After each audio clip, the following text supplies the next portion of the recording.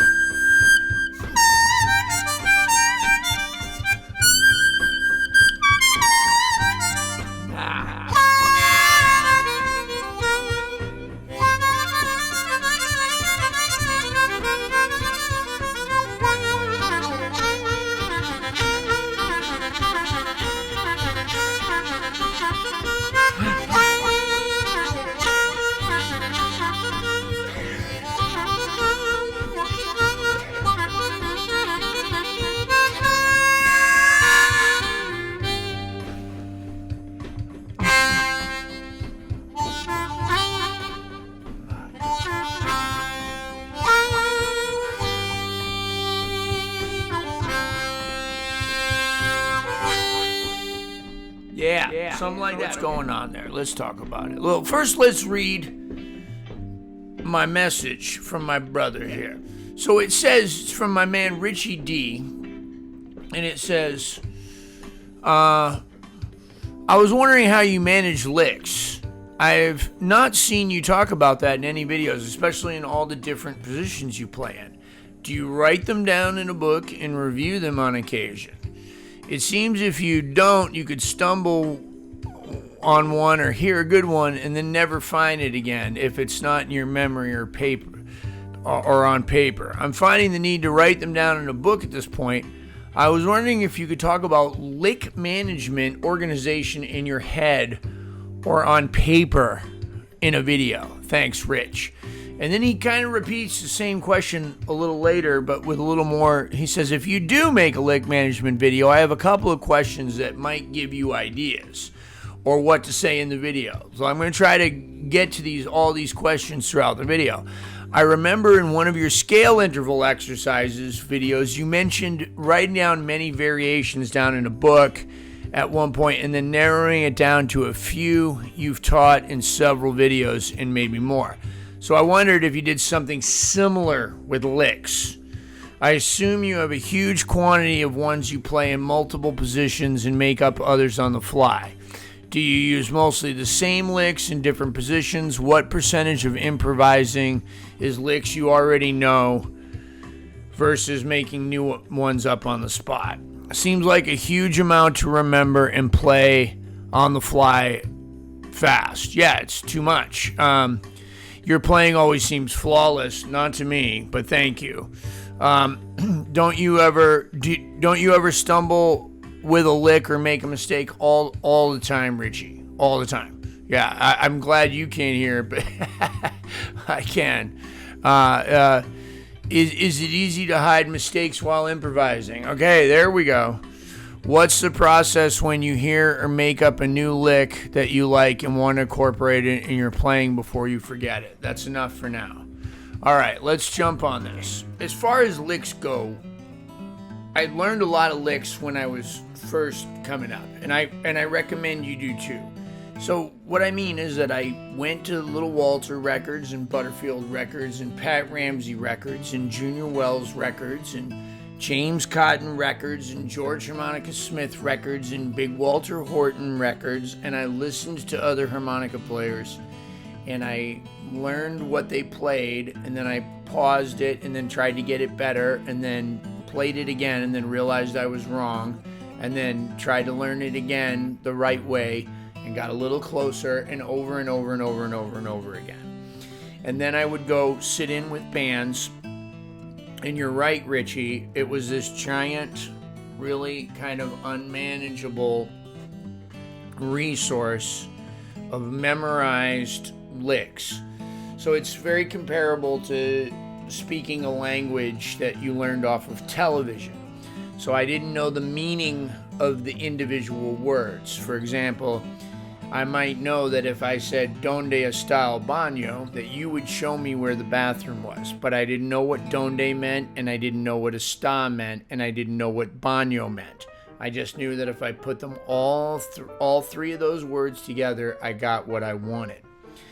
So later, when I learned the meaning of each individual note, it was, even if that was just intuitively, just by realizing that all of these notes work differently and in different places and kind of have different emotions or feels or vibes to them, that I could then create my own type of lick. So instead of saying "Donde está el baño," I could say "Donde está la pluma," or "Donde está la armónica," right? So I could change it and customize it because I knew that donde meant where, está meant is the, and then whatever it is, vape, whatever it is, I could do it, right? So that's what it is. So it was too unmanageable for me. Now that being said, I've made a lot of videos on licks. But in all of those videos that I've made, take for example the video called "One Easy Lick, Endless Possibilities." So there's a bunch of those videos, and you can see, just like in your question, that I made another video called "Third Position, One Easy Lick, Endless Possibilities," and it's the same lick as the first video. So what I'm trying to do is show you guys that the lick is just a way of saying something, like, hey, "Donde está el baño?" But I could also go "Donde está el baño?" or "Donde está el baño?" or "Donde está el baño?" Right? So like, I have to go to the bathroom, like, so you can customize the way that you play that lick to express yourself. I could have one lick and just continue to play interesting music with that one lick just by staying a little longer on one note, going a little shorter on another, putting a certain amount of vibrato on the top of it or on the end of it, or taking away the vibrato, shortening the lick, elongating the lick, adding one extra note to the lick. Now, again, I've done this in a bunch of videos, Richie, so please go check out the "One Easy Lick, Endless Possibility" video. I'll do it for you right now, right? And I'll take the same lick. So it's just, so it's a 4-draw bend, 4-draw, 4-draw bend, 3-draw bend-ish, 2-draw. So I got a tempo, no chord changes, 1, 2, 3, 4.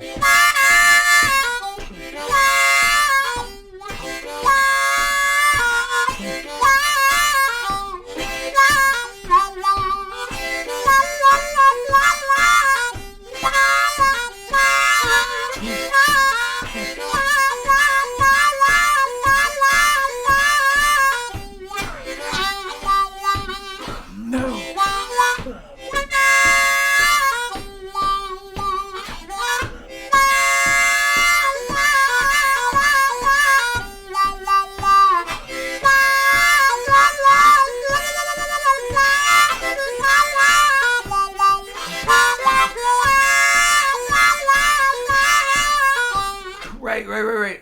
See what I'm doing? So it's just taking that lick. I could take another lick.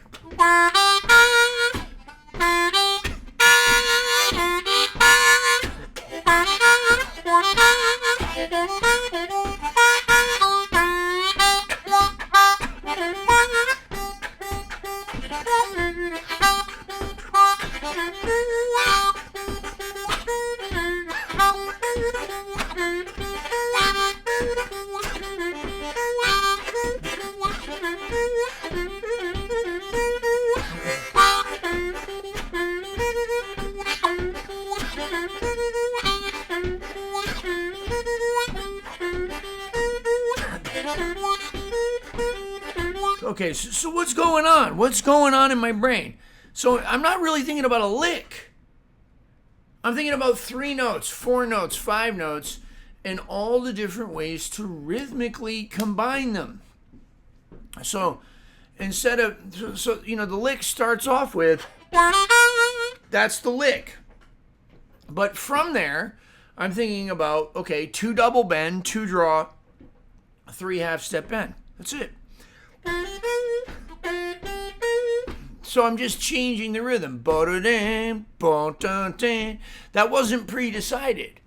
I just played the lick and heard it. When I first started studying, like I said, I listened to a lot of Little Walter and all these other guys too, okay?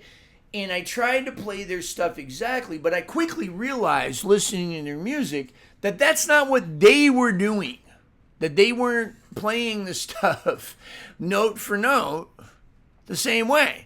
They didn't collect a bunch of licks in their head and from other players and put them together. That they were playing music in the moment. So I started trying to figure out, well, how am I going to do that? And, just nature took its course. So there were times when I would just be playing harmonica and I didn't have a stereo. I didn't have a backing track. The internet wasn't even invented then. I had 1, 2, 3, 4, a beat, just with my 2 legs, just like this. 1, 2, 3, 4, 1, 2, 3, just a beat. And I just took that beat and I took a combination of a few notes or more.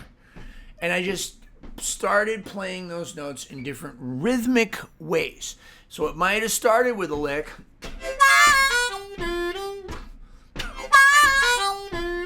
Right, might have started there, but then I just kind of went.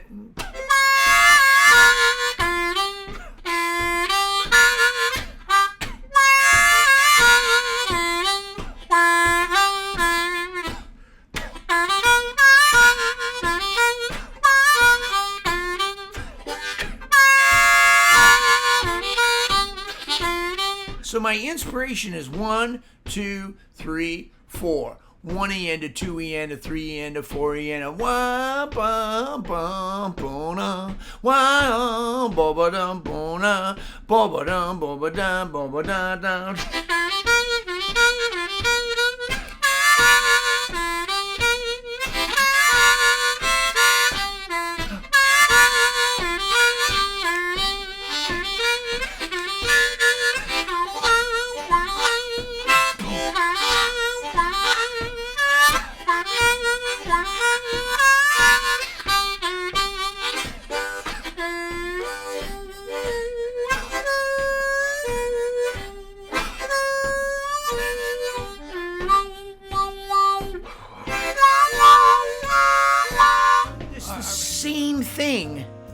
With arpeggios and scales.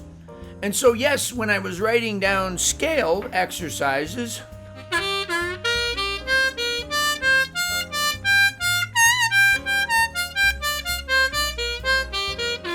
a lot of videos on that subject, I'll link a ton of stuff below. It's going to take me a long time. All right. But when I was writing down that stuff, I was only writing it down to remember the form. First note down to the second note down to the first note, third note down to the second. I really didn't even need to write out the whole thing like this. Octave to octave. All I needed was the first 2 movements. Just to remember it. And just to remember it until the next day, really. And then I don't think I even need, I had time at that particular job I was working was an overnight job, in a detox, making sure that people didn't die, right? So I couldn't have the TV on, I couldn't listen to music, right? I couldn't have the headphones on at all. So I instead of reading, I just wrote down these scale exercises. I think I wrote them down as an exercise. Really, all I had to do was remember 2-1. 3-2, 4-3, 5-4. Start on the second note, go down to the first. Start on the third note, go down to the second. Start on the fourth note, go down to the third. And then just go, what if I went up 3? Start on the 3 note, start on the third note, go down into the first. And so I'm talking about scales, right? So it's third note of the scale, whatever it is, go down to the first. Fourth note of the scale, go down to the second. 3, 2, 1, 4, 3, 2, 5, 4, 3. That's all I had to remember. So I didn't really need to even write it down. I just needed to remember that mathematical formula. So what I'm trying to tell you here is that you don't even have to, it's not even math. It's just vibing. It's all rhythm. It's all rhythm. 1, 2, 3, 4. Why on ba-dum, why on ba-dum, why on ba-dum. There's our lick. Why on ba-dum, why.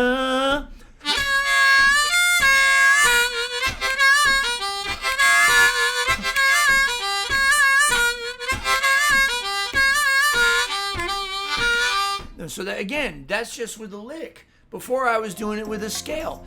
But scales are in licks. Licks are in scales. Licks are in arpeggios. Arpeggios are in licks. It's all the same thing. It's just a different way of thinking. So you just got to sit down and double down, Richie, on taking one thing and not overthinking it. Just sit there. I would, like I said, I was without stereos, without multiple harmonicas, without knowledge of multiple positions. But I had 1, 2, 3, 4, 1, 2, 3, 4. So I take a lick, put it into that beat, and start changing it up. Not even with any chord changes. I could put chord changes in later, hit some root notes here and there, hit some different harmonies here and there of different chords. I could do that, but we're really just sitting there and shedding. So I might take a scale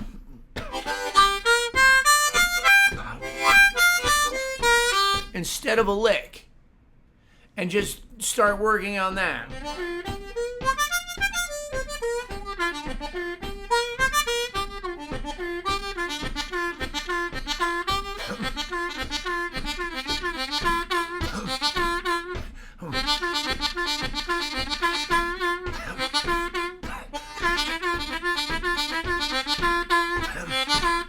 So I'm just taking those 3 notes and just trying to figure out every combination I can do. Backwards, forwards, partial, backwards, partial.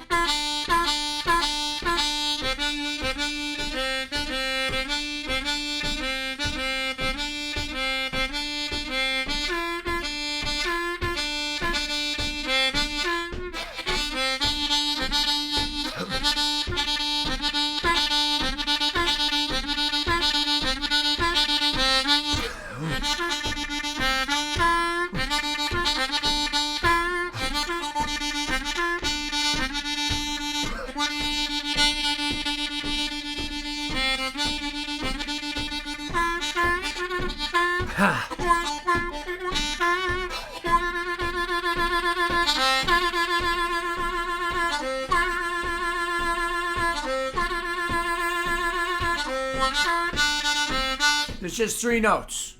Not even 3 ideal notes. Only 1 note that really, 2 notes really that really work in G, like harmonically, like in a way that's like normal, okay? Any combination of notes, getting rhythmic with it is the key. That is the key to creating things. So what happens when you make a mistake? Let's get back to these questions here and let's take a look at these. What percentage of improvising is licks you already know versus making up new ones on the spot? Okay, let's answer that question. I might start with a lick.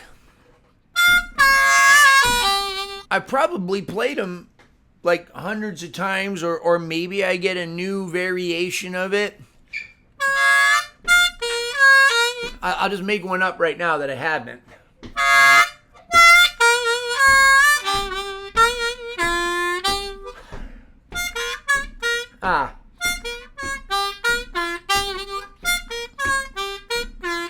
So here's the lick.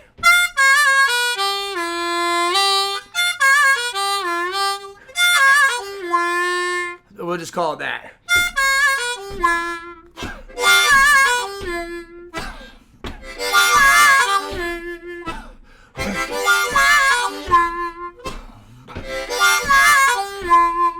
So I might start with something like this, right? And then just start messing with it. Instead of going down to the next note that I normally do, I might go down to the 3 bend. Skip that, then go back up.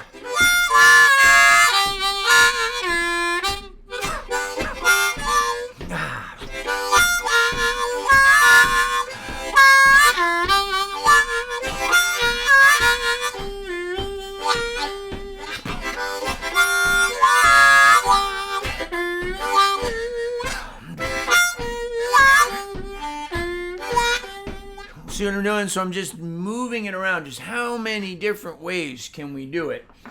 It's really about doing more with less. It's not even a less is more thing. It's doing more with less. It's saying I'm going to take these few notes and I'm going to figure out every imaginable melodic and rhythmic combination. If I have 3 things, permutations, 1, 2, 3. I can go 1, 2, 3. I can go 3, 2, 1. I can go 1, 3, 2. I can go 2, 3, 1. I can go 2, 1, 3, and on and on and on. And then that's not even including rhythmic. That's just mathematical combinations. 1, 1, 3, 2. 1, 1, 3, 2. 3, 3, 2, 1. 3, 2, 1. 3 to 1, 3 to 1, 3 to 1, 3 to 1, 1 to 3, 1 to 3, 3 to 1, 3 to 1, all of those different things. And just move them.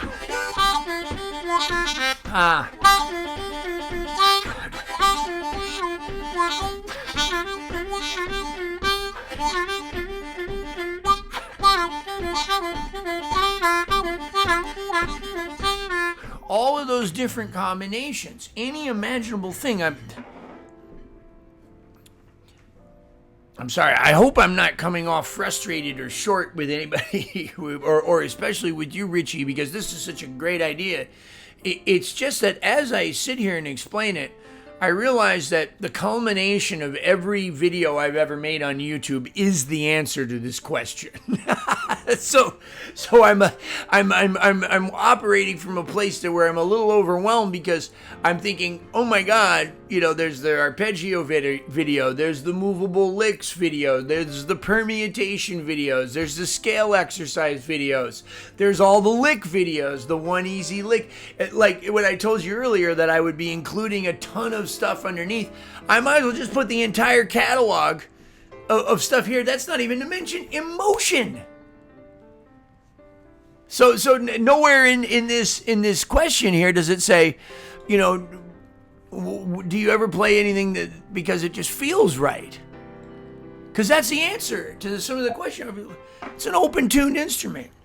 It's in the key of C. So if I play it in G or 6 other keys, most of the stuff is going to work okay. So what do I do then? Right, you put some emotion into it. Okay, let's see. All right, seems like a huge amount to remember and play on the fly fast. Yes, because it is. But it's not licks. I'm not thinking about licks.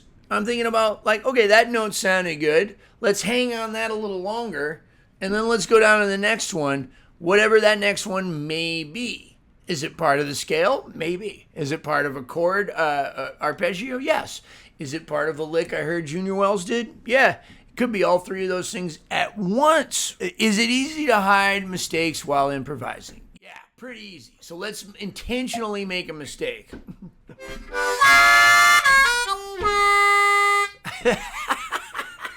Right there. So I put a 3 triple bend in there. Okay, so let's say that I hit that in a lick.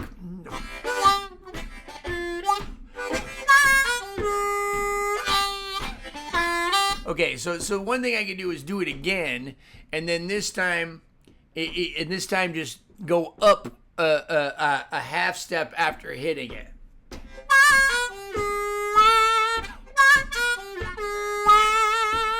So now it just kind of sounds cool. It kind of sounds like I meant to do it because I was climbing up to another note, right? So that's one thing I could do. So it's like if I didn't hit it right away. I just hit it again the second time.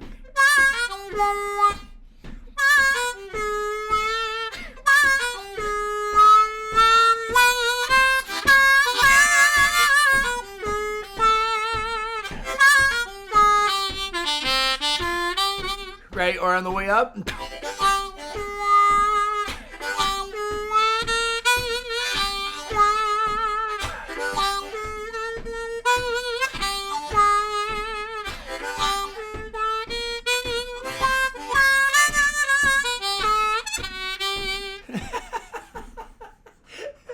Not the prettiest, but yeah. So usually just find a note that's a half step below it or a half step above it if you hit a bad one, right?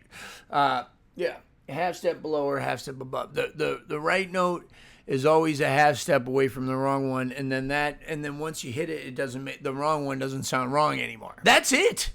Really. I don't have much more to say. I really don't. So a pretty long video already. So we started off with that quiz thing. All right. So I'm just going to start with that lick.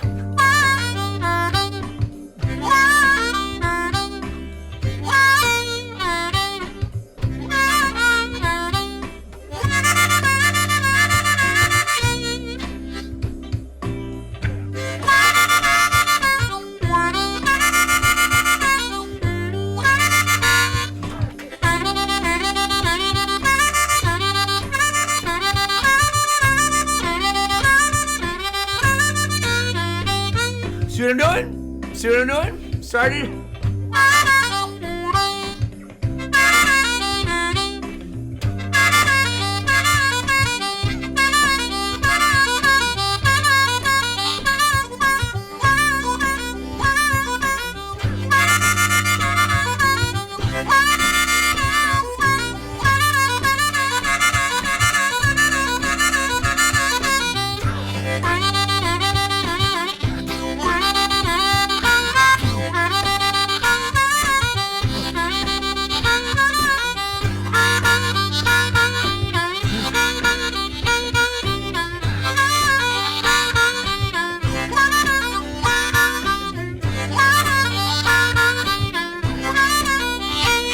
Yeah. Wow. Right? Wow. That's all it is. All right, let's go to a different one. Okay, backing track, MCCD sessions, backing track in G. All right, so right now the most important tool I have is my ear.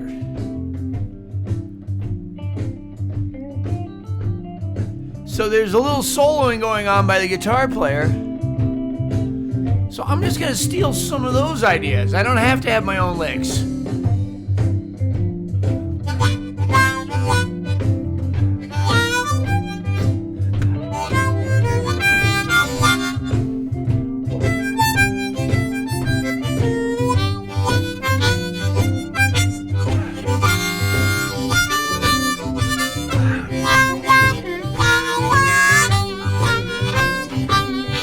All right, what's going on in my head? All right, really easy. Okay, so mostly I'm just observing the root notes, and then I'm thinking about notes that are in the harmony. Okay, so these are all included in my 6th chord and 7th chords backing tracks, and then occasionally I'll just throw a little lick in, kind of linking them. So I'm playing the same thing. Like, listen to the bass player. Ba boom, ba boom, ba boom, ba boom, ba boom, ba boom, ba boom.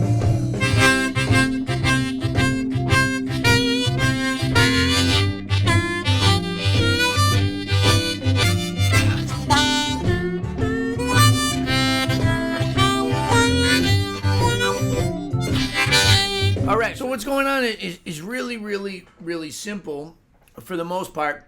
I know these bass lines.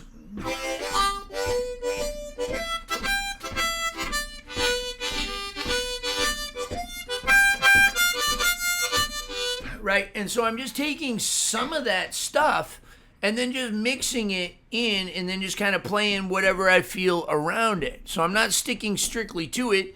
Of course, there was a time in my practice when I did stick strictly just...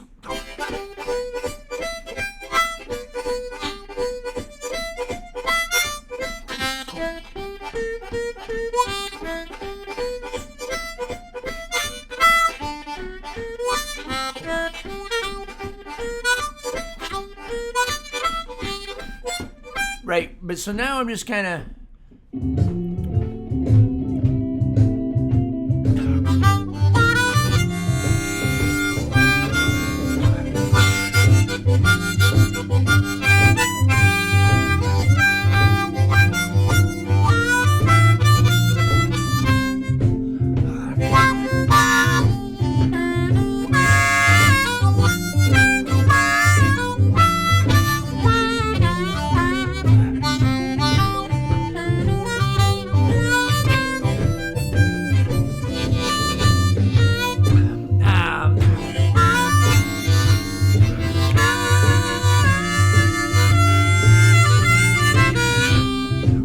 Right. Let's just also a lot of listening to the band, right? Which I'm not doing enough of. I started to at the end. A lot of listening to the band, and then just taking the stuff that they're playing and just getting jiggy with it.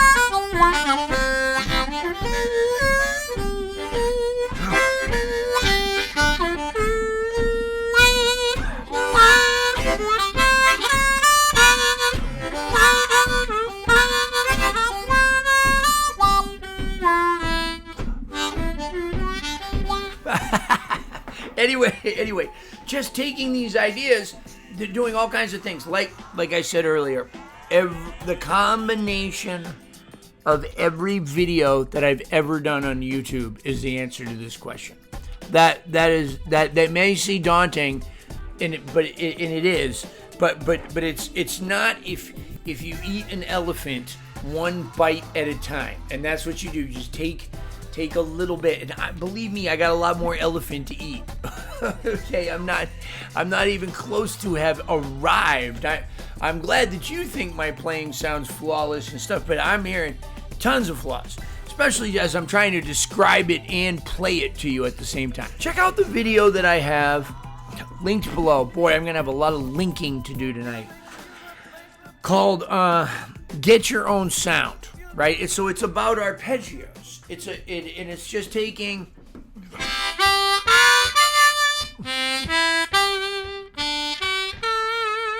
and just playing one note of those at a time. Root notes. And then taking the second note of each chord. And then the third note.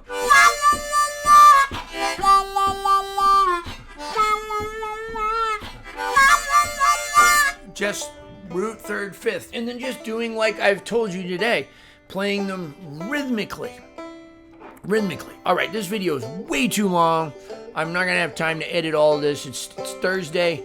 I got a couple of days of rest. I got a harmonica seminar with these guys. I think they're in Texas in 30 minutes, and I gotta get going. Love y'all. Happy Free Friday. Thanks for all the support. Stay tuned for the credits. Thank you, everybody, for tuning in to Jason Ricci's YouTube channel. 16 years of incredible YouTube harmonica-related content. That's right, 16 years. At this point, over 500 free instructional videos. If you're interested in what kind of harmonicas I play, microphones, amplifiers, pedals, any harmonica-related products, please check out my sponsors. These sponsors, in one way or another, also help keep these videos going. Who am I talking about? I'm talking about Blue Moon Harmonicas, bringing you the best in custom harmonicas. We got custom cover plates, custom combs. You can get your name put on it, just like me. Reed work, refurbished pre-war Marine bands.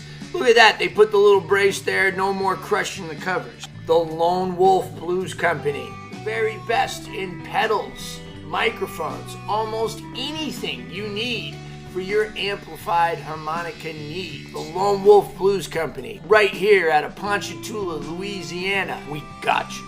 Harp gear, amplifiers. They got big ones, they got small ones. You know what they sound like? They sound like the best tube amps on the market. Harp gear amplifiers out of Ocala, Florida. Pedal pad, pedal boards. Incredible custom pedal boards built to last, made by two brothers who really care.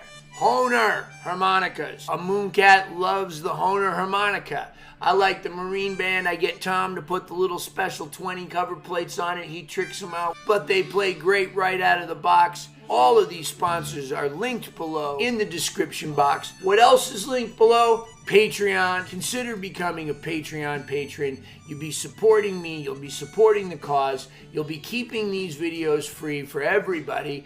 And you'll get a lot of extra content over at Patreon. You'll get vlogs, occasionally some extra lessons, some posts that you might not see on Facebook. A lot of stuff that I can't say or won't say here on YouTube is over on Patreon. I love my Patreon family. You guys are the best. If you're not into the monthly subscription, you can also give me a one-time tip at Venmo or PayPal below too. I'm a touring musician and I play all over the country, really all over the world with all kinds of different acts. Check out my website, www.mooncat.org. In all seriousness, YouTube, Patreon, my sponsors have absolutely changed my life. Subscribe below, set reminders for the videos. Don't miss any events. Every single Friday there's a free harmonica lesson and a lot more. Even if you're just subscribing, you're helping me a lot. Those of you that are joining me on Patreon, you guys are helping me to make better decisions with my career. In all sincerity, thank you so much, YouTube, for just an incredible outlet. It's a video diary. I get to look back at 16 years of these videos. I had a lot of new friends, some really fine musicians, made some great contacts in the industry, and it's all because of you. Thank you, my harmonica family.